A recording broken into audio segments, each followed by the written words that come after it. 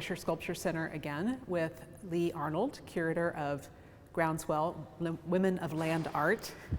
Thank you so much for joining us. We're standing in front of Nancy Holt's pipeline, complete with piping and an oil spill.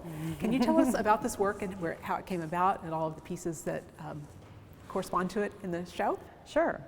Yeah, this is Nancy Holt's pipeline, as you said. It dates from 1986, when she originally mounted it in Alaska in 2 different shows.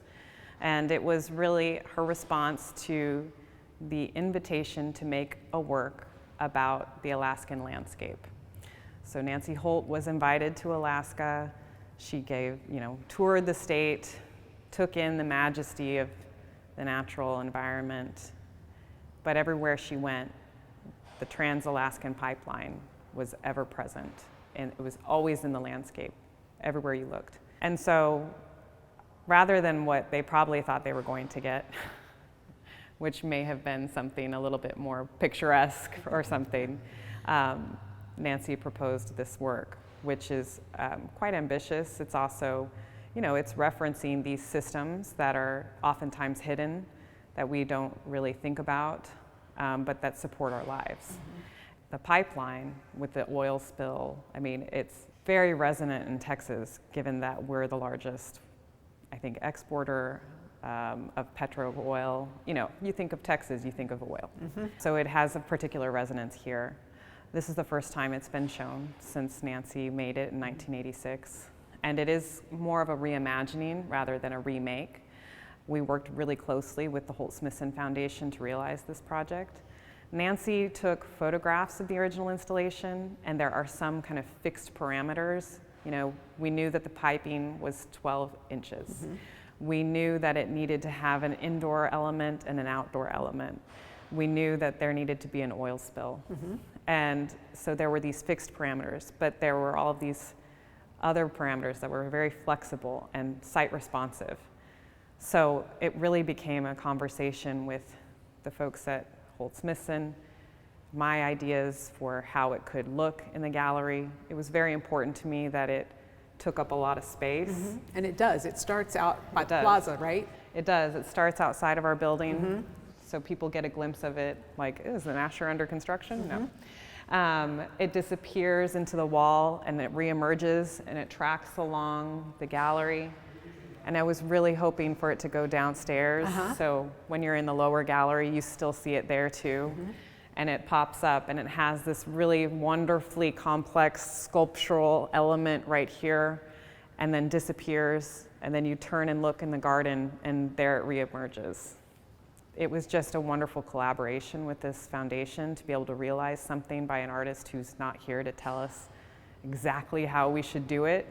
I hope Nancy would be happy with this, reimagining of pipeline. I think she would. We certainly are. Yeah. Jody Pinto, welcome to Art This Week. Thank you. Your Fingerspan Bridge is actually in Philadelphia, but it's represented here by this charming maquette and also a couple of drawings. Yes, this is the model for Fingerspan, and there is a wonderful story about it because I was working with this young student and who was very dedicated to making this model as close as possible to what I wanted and to represent at a piccolo scale Fingerspan Bridge. So we're working intensely on the bridge, and he's cutting and I'm cutting to give a sense of the span and the depth of it. And we come to the actual model, and we couldn't figure out how to represent Corten steel, which was very important in the model because Corten steel is a living material. When it rains, the rain gives it a protective coating. So that had a lot to do with the nature and the reason for choosing Corten, that it's a living material in a living environment. It tends to shed its skin Fairmount periodically. Park, yes.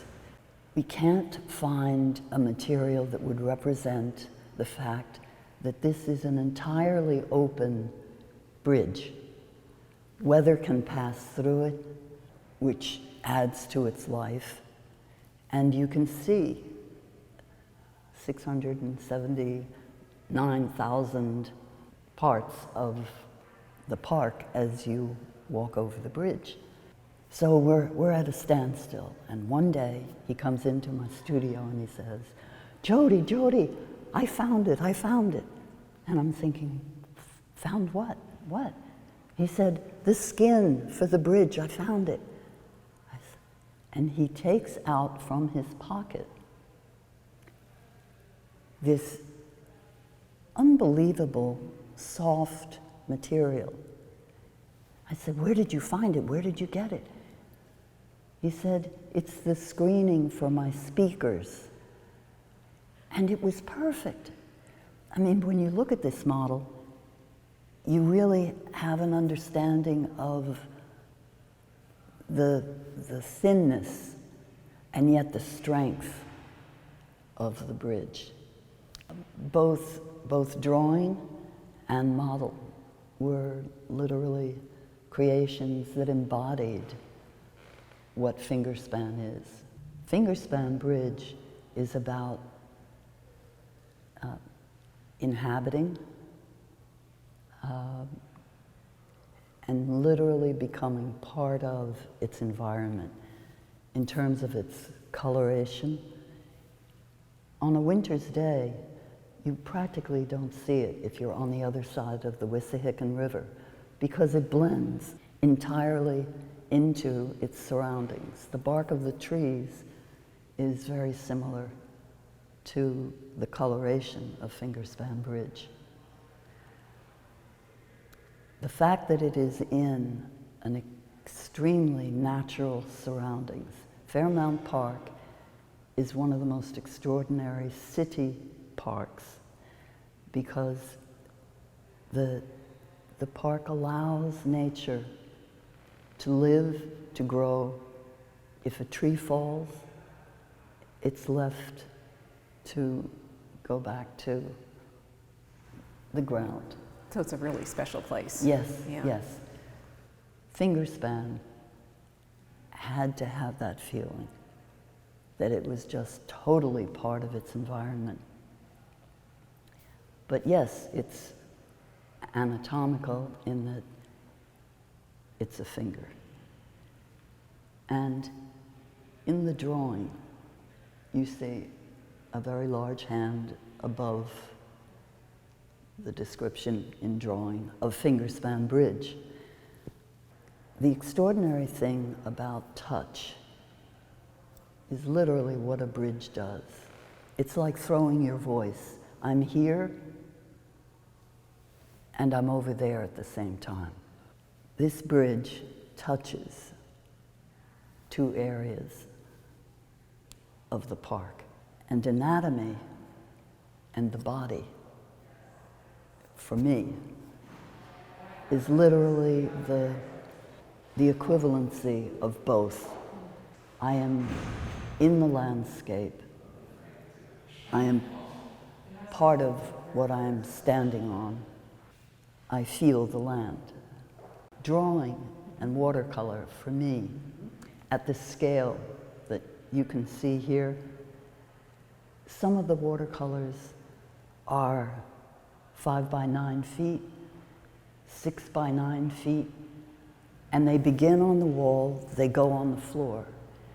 And when you work on the floor, you're over a drawing. Mm-hmm. You're sort of pitched into the landscape of paper that is wet and that begins to do this. Oh, yeah. It's like, you know, this is Groundswell, mm-hmm. the name of this exhibition. Mm-hmm. The paper swells. When you do watercolor, and at that scale, it's an extraordinary experience. Alice Aycock, welcome to Art This Week. We are standing in front of your sculpture, Untitled Shanty. It looks a lot like a wooden sculpture. How does it relate to the theme of the exhibition of land art? Well, I would say that at a certain point in my early career, and all the work in the exhibition dates from mostly the 70s when I was a young artist just starting. Initially, I was interested in things that changed over time, that were temporary, that were not, that did relate very much to the earth, like the cracked clay piece upstairs. And to make a reference to that piece, it is poured as wet clay, a particular kind of clay, and over time it changes and cracks. So it was to take place over time and to do, instead of the artist deciding how to make something, it was nature that was going to make something. And at a certain point, while I've always been interested in landscape and nature, I also segued very quickly to architectural, an architectural theme. I was studying architecture that was made by people who couldn't hire an architect, architecture without architects, architecture that was made by people that was cohesive within the community and the world that they grew up in. And so I was really studying a lot of Western and non-Western. And I would visit, I think at one point I visited, went all through Mexico. I looked at the favelas and the shacks and shanties that people built where they did it from scrap material.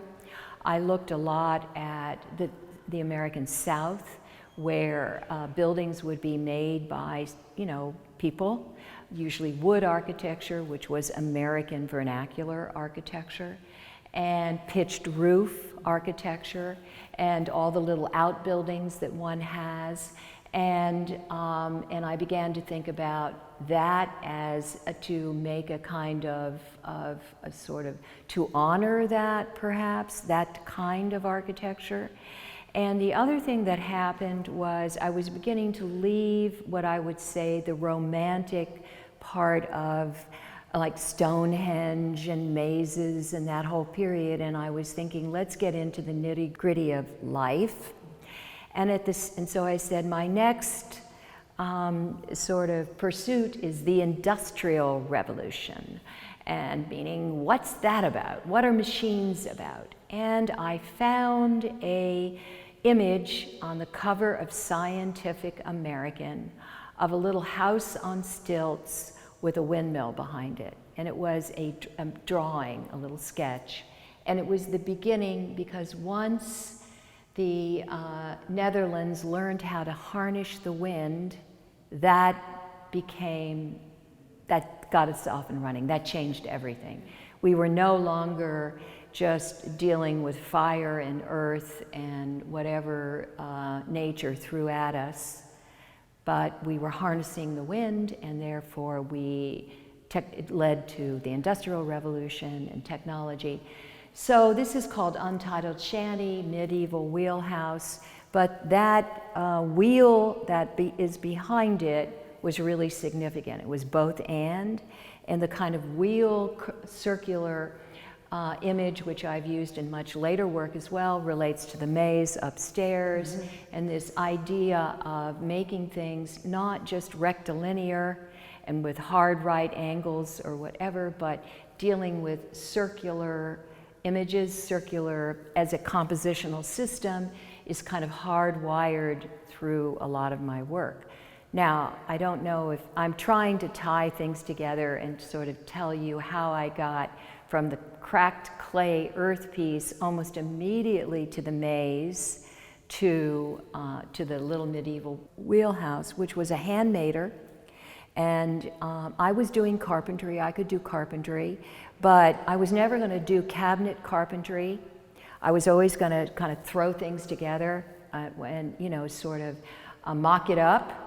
And what's really kind of nice is, for me, having this piece in the room with the Beverly Buchanan over there, which again speaks to the kind of architecture that people make when they're sheltering themselves, they're inventing their house, but they're not having to hire an architect.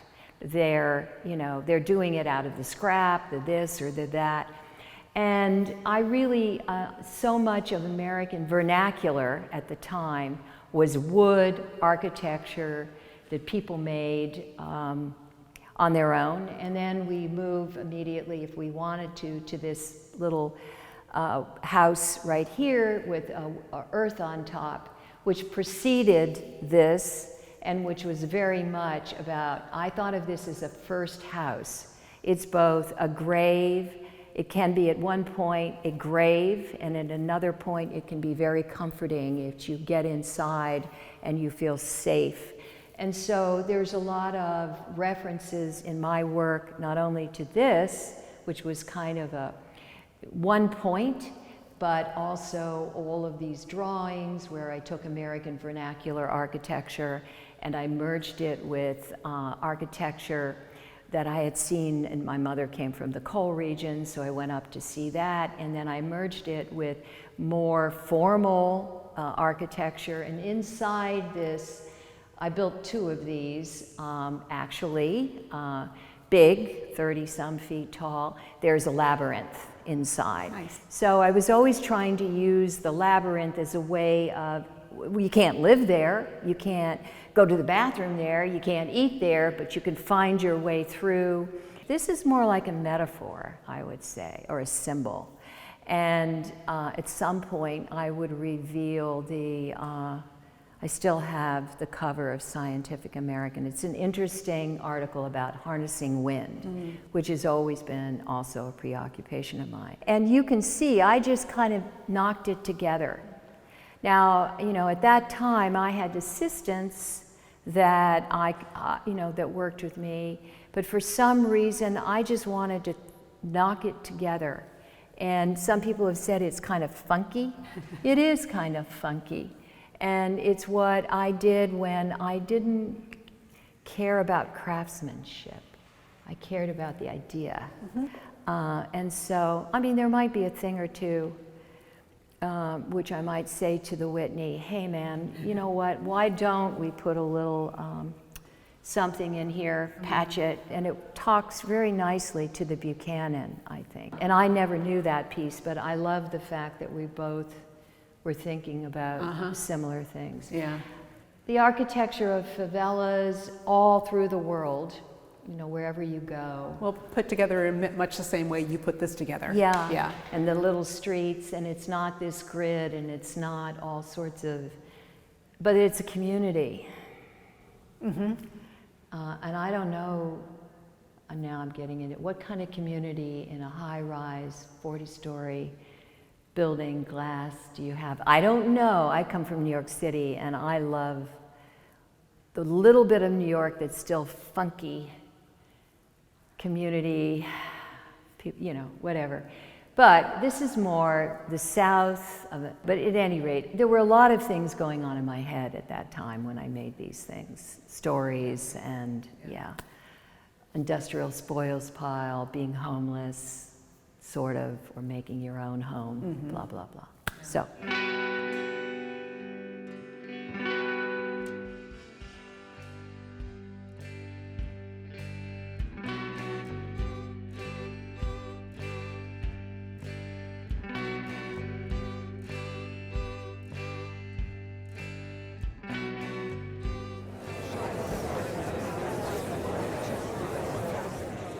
Find all of our videos and sign up for our newsletter at artthisweek.com. Follow us on Facebook, Instagram, YouTube, and Twitter.